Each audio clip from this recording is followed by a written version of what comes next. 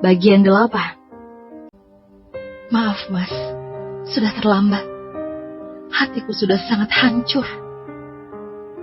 Alin, aku mohon, jangan sebut kata cerai dan nama laki-laki itu lagi. Dua kata itu terlalu menyakitkan di telingaku dan hatiku. Dua kata itu selalu membuat jantungku terlonjak dan tubuhku bergetar, Alin. Aku takut kehilanganmu. Setelah aku sembuh, segera pulangkan aku ke rumah orang tuaku. Alin tetap kekeh pada keputusannya untuk berpisah dariku. Istriku jarang bicara, tapi sekalinya bicara selalu membuat hatiku tercekik. Apa kamu yakin? Apa kamu tidak memikirkan kondisi Abah? Bagaimana jika penyakit jantung Abah kamu? Bagaimana jika Abah terkejut dan nauzubillah? Aku terus saja menakut-nakuti Alin, karena aku tahu Alin sangat menyayangi orang tuanya. Selama ini, ia mau bertahan dengan pernikahan kami juga demi kebaikan Abah. Abah adalah satu-satunya kelemahan Alin. Jika bukan karena Abah, Alin pasti sudah melemparku jauh dari hidupnya. Maafkan aku, Abah, sudah memanfaatkan penyakitmu. Aku tidak bermaksud untuk menjadi menantu yang durhaka. Alin terlihat menghela nafas. Mas, aku ingin bebas darimu. Aku ingin lepas darimu. Suci lebih membutuhkanmu daripada aku. Kalian saling mencintai. Lebih baik perjuangkan cinta kalian. Sesak rasanya hatiku setiap Alin meminta talak dariku. Tapi aku lebih membutuhkanmu, Alin. Beri aku kesempatan, Alin. Aku berjanji tidak akan menyakitimu lagi. Aku selalu tulus padamu, Alin. Percayalah. Beri aku alasan, Mas. Kenapa aku harus percaya padamu? Ucapan Alin yang sudah putus asa dengan pernikahan kami. Bukan alasan, tapi bukti. Bukti yang akan aku berikan, asal kau memberiku satu kesempatan lagi pada rumah tangga kita. Maaf, Mas. Keputusanmu sudah bulat. Aku ingin kita pisah. Setiap kata-kata Alin membuatku tak tenang. Semakin lama, semakin membuatku gelisah. Bernafas pun rasanya sangat berat. Hatiku masih bergetar tak karuan. Aku benar-benar takut kehilangan istriku. Aku bingung harus memberikan penjelasan apa pada Alin agar mau memberiku kesempatan. Terlebih lagi laki-laki itu. Membayangkan Alin meninggalkanku dan kembali pada mantan kekasihnya membuatku tak karuan. Emosiku meluap-luap tiap Alin menyebut namanya. Emosiku semakin menjadi saat Alin mengatakan tak mencintaiku dan hanya mencintai Iqbal. Kenapa? Membayangkan Alin kembali pada Iqbal membuat hatiku terenyuh. Tak terasa air mataku menetes di pipiku. Alin mencintai Iqbal. Mendengar kata itu dari Alin membuat nafasku sesak. Aku sudah kecolongan. Aku benar-benar kalut. Seandainya aku tersalah langkah, kenyataan yang kudengar, Alin menjalin kasih dengan Iqbal selama 8 tahun membuatku semakin frustasi. Apakah bisa Alin mencintaiku secepat kilat dan melupakan hubungannya yang sudah terjalin selama 8 tahun bersama Iqbal itu? Tak bisa kupungkiri, aku masih memiliki rasa pada Suci, apalagi Alin pada Iqbal, dan Alin pun mengakuinya. Aku harus banyak berdoa dan memohon pertolongan kepada Tuhan, karena hanya Dia yang mampu membolak-balikkan hati manusia. Tapi Alin adalah gadis yang baik. Tidak mungkin dia menyimpang dari kebenaran. Beri aku penjelasan. Kenapa kita harus berpisah? Kamu masih bertanya. Bahkan wanita simpananmu menampakku, Mas. Ujar Alin. Maafkan aku, Alin. Aku tahu aku salah. Tapi sekarang aku sudah setia. Beri aku kesempatan satu kali lagi, Alin. Jika aku masih mengkhianatimu, aku akan memenuhi permintaan talakmu.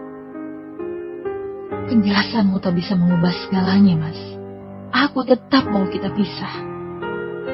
Kenapa harus pisah? Jika rumah tangga masih bisa dipertahankan, kamu akan rugi besar jika berpisah dariku. Tidak akan mencium bau surga perempuan yang meminta talak dari suaminya. Tuhan pun membenci perceraian, Alin.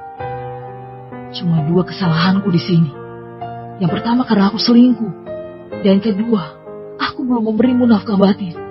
Satu kesalahanku sudah kuhapuskan, dan kesalahanku yang kedua juga akan kuhapus. Setelah kamu sehat, aku akan memberikan nafkah itu. Kita akan membuat anak. Aku bingung harus berkata apa lagi pada Alin yang sangat bersikeras meminta talak dariku. Aku benar-benar frustasi.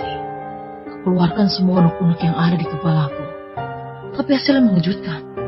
Alin malah mencengkram kerah ke mejaku dan berteriak, "Aku ingin kita cerai, Mas." Ucapan itu begitu mengejutkan. Mata istriku sudah memerah dengan lenangan air mata. Nafasnya naik turun. Teriakannya menggelegar. Bukan hanya di dalam ruangan, tapi juga menggelegar di hatiku. Menghancurkan harapanku. Sangat sakit hatiku setiap mendengar permintaannya untuk bercerai. Alin, lebih baik kau istirahat dan tidur daripada terus meminta cerai padaku. Karena aku takkan pernah menceraikanmu. Aku menuntun Alin untuk tidur. Telinga dan hatiku terlalu sakit mendengar celotehannya. Aku memaksanya tidur satu ranjang denganku, di ranjang rumah sakit yang sempit. Aku mendekapnya dalam pelukan. Kupaksa dia menghadapku. Istriku, apakah dia tidak lelah? Sudah 1 jam dia menarik-narik ke mejaku. Terus saja merongrong minta talak. Dia bicara tanpa henti, tanpa spasi. Walau aku tak mengatakannya. Tapi Alin berhasil membuat dadaku sesak. Ceraikan aku. Ceraikan aku, Mas. Ceraikan aku. Aku tidak mampu menghitung berapa ribu kali dia mengucapkan kata cerai. Tidurlah, Alin. Apa kau tak lelah? Sialnya perempuan tak bisa menjatuhkan talak pada laki-laki. Pokoknya aku mau cerai, Mas. Ceraikan aku, Mas. Ceraikan aku. Tiba-tiba bunyi pesan masuk di ponselku. Aku duduk dan mengambil ponsel itu. Suci mengirimiku video yang membuatku syok. Lalu langsung membanjiriku. Suci, wanita itu selalu berhasil membuat tubuhku bergetar ketakutan. Sangat sulit melepaskan wanita itu. Aku berlari cepat meninggalkan istriku yang sedang marah. Aku tersenyum getir melihat Mas Arya.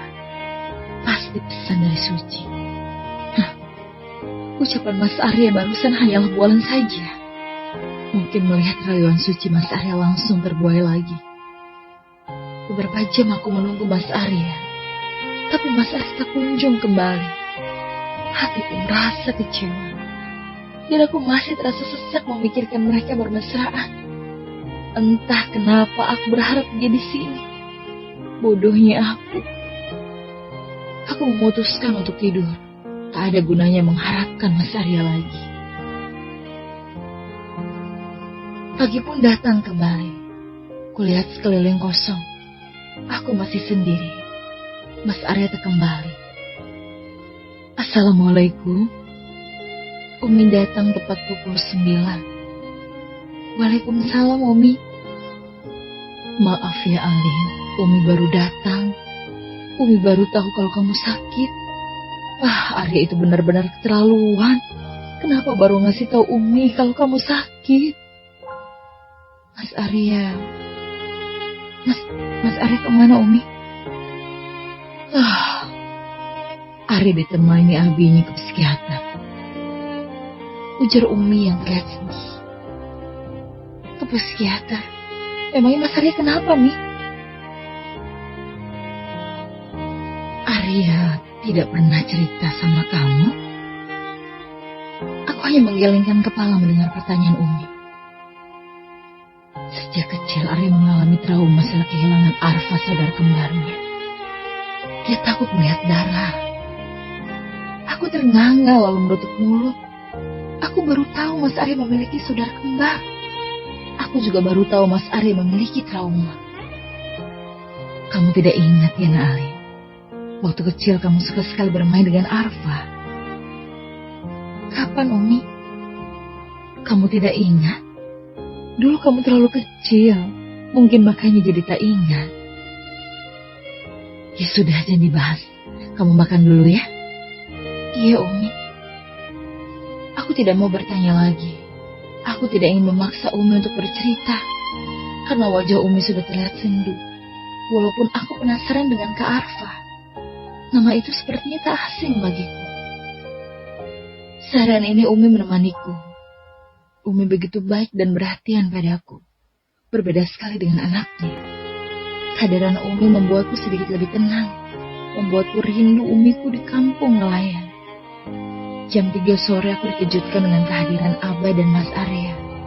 Abah sudah duduk di sofa, tapi Mas Arya masih berdiri di ambang pintu. Wajahnya begitu lusuh dan pucat. Matanya cekung dan sembab. Nafasnya terlihat bergemuruh. Apa sebegitu terpuruknya Mas Arya putus dari Suci? Arya, apa kamu tak apa-apa, nak? Umi yang khawatir menghampiri Mas Arya dan membelai rambut juga wajah putra tercintanya itu. Lalu Umi memeluk Mas Arya. Sebenarnya apa yang terjadi? Kenapa Umi begitu khawatir?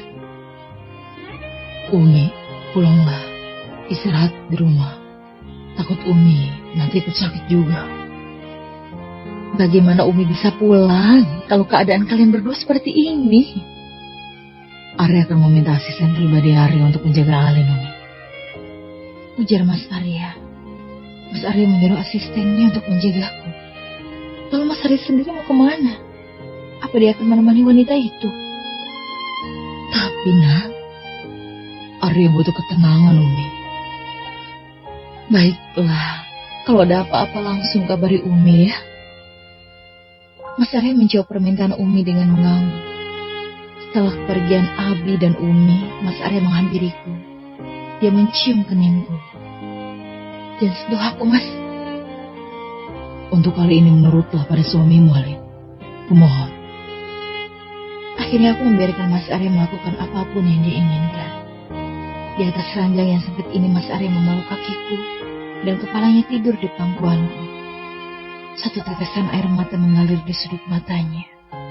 Ada apa dengan Mas Arya? Apa yang sebenarnya terjadi?